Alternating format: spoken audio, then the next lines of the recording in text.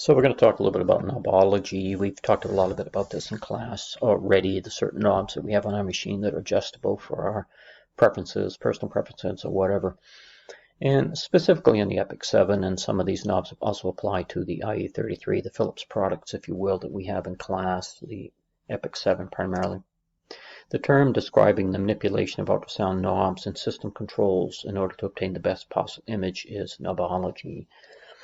The big four, we've talked about gain, HRes, HGen, HPen. We've talked about that. We've talked about compression or dynamic range. We've talked about our gray maps. What we're going to talk a little bit more about is our res speed button, persistence, and XRes functions. When we mentioned HRes, HGen, HPen, remember that was the knob that adjusts our frequency of our transducer. There's a triangular down in our corner down here, and if we're on H, there's going to be H-res over here, H-gen here, and H-penetration down in this corner. It's going to be a triangle up here, and right in the middle is going to be H-gen, H-res over here, and H-pen over here. H-harmonics is what H stands for. Penetration, basically general resolution. And obviously, if it's going to be a harmonics resolution image, we're going to need a good quality patient because when we adjust that, our frequency is going to be in a higher frequency range. Typically, we use HGen or HPen on most of our patients, but on a smaller patient, we can sometimes use this for a better image quality. Compression, we talked about compression, basically, that determines how many, and for test purposes, how many shades of gray we want in the image. A broad range will display more, give us a smoother image. A narrower range will display fewer shades and create a higher contrast, a more black and white image. So we're basically, based on the decibel range and our dynamic range, we're either going to give a darker bistable image or more shades of gray as we go through the scale here. Okay.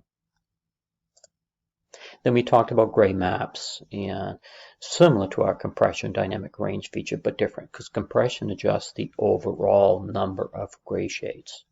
Gray maps adjust the brightness of each gray shade.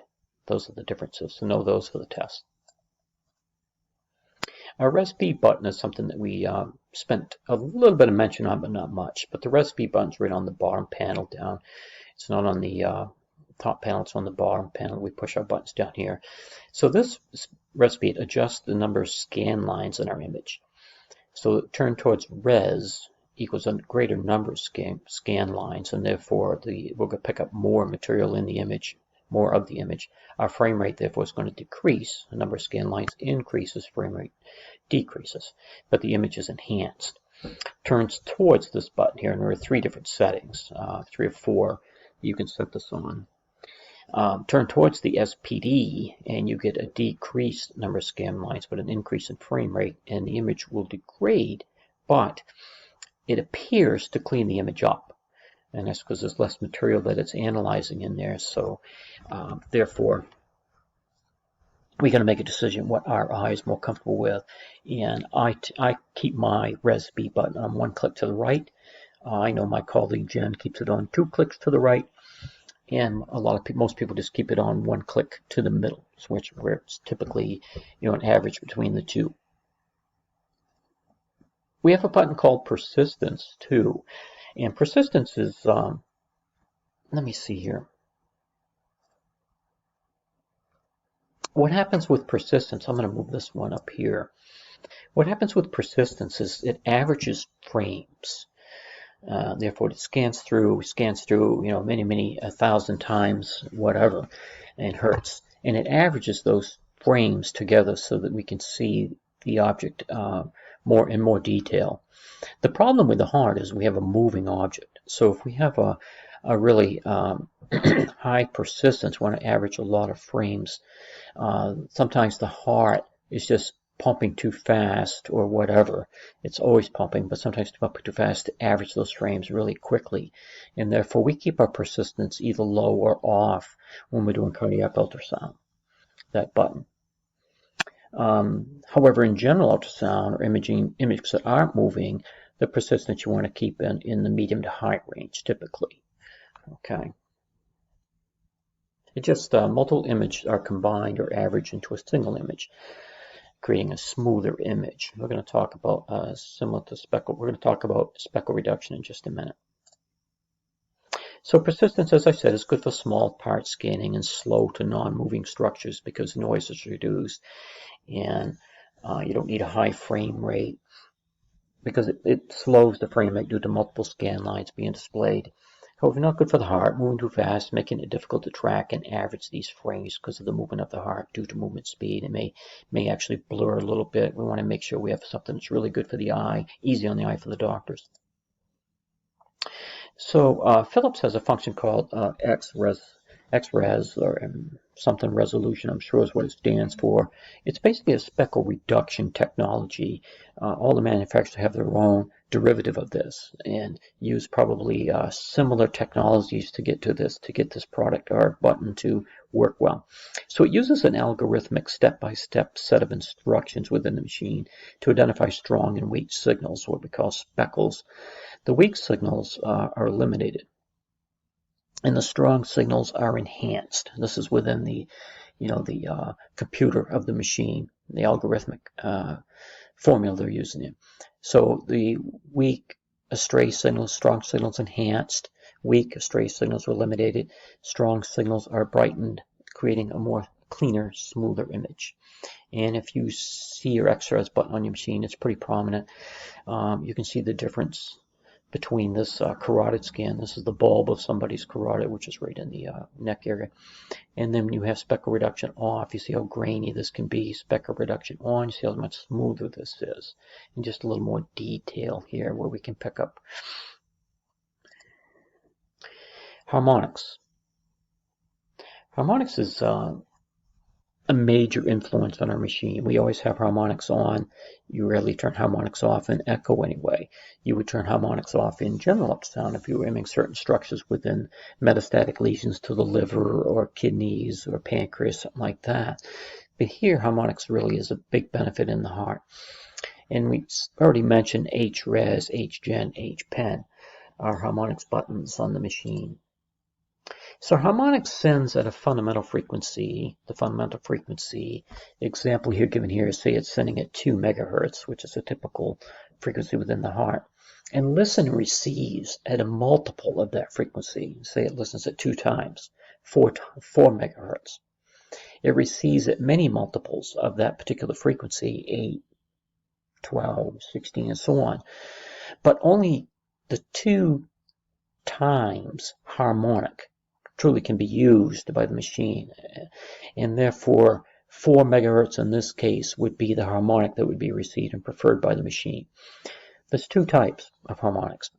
Contrast harmonics, when we use Lumison, Definity, Optison, any bubble product, contrast ultrasound enhancement agents, what they call them, UEAs.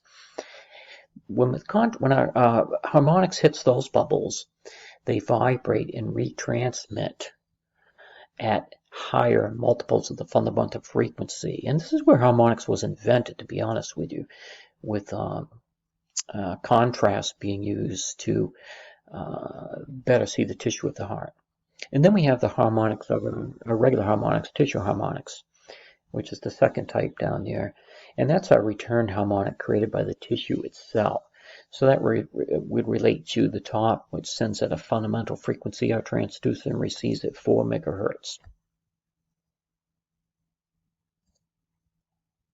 So the advantages of harmonics are signal strength actually increases as the wave penetrates the tissue. Therefore, little attenuation compared to the fundamental signal penetrating the tissue. So as it penetrates the tissue, the harmonic actually increases. Sort of like throwing your echo out into the Grand Canyon. It actually sounds louder coming back first couple of times, but then it diminishes. So this is very beneficial for us because the signal actually increases, and therefore it's a cleaner signal coming back to the transducer because it's a higher frequency. And our transducer's grating lobes and side lobe artifacts are less because the machine is only receiving the harmonic frequency and not the fundamental frequency. So weak signals produce almost no harmonics, and this is a weak signal that's being enhanced, so it's a much cleaner signal, and it's created by tissue at a depth beyond where certain artifacts, example superficial reverberation, happen.